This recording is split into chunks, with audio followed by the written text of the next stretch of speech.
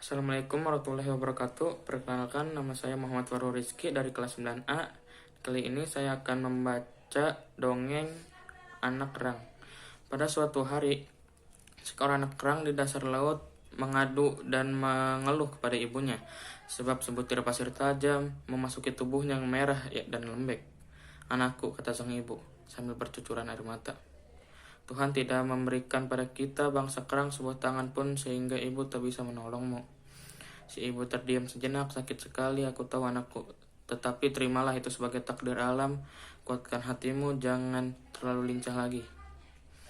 Kerahkan semangatmu melawan rasa ngilu dan nyeri yang menggigit.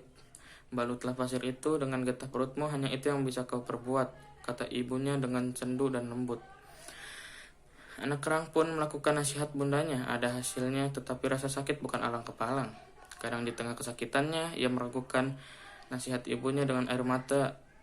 Ia bertahan bertahun-tahun lamanya. Tanpa disadarinya, sebutir mutiara mulai terbentuk dalam dagingnya.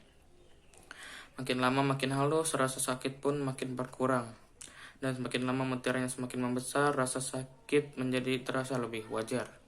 Akhirnya, sesudah sekian tahun, sebutir mutiara besar, utuh, mengkilap, dan berharga mahal pun terbentuk dengan sempurna. Penderitaannya berubah menjadi mutiara, air matanya berubah menjadi sangat berharga.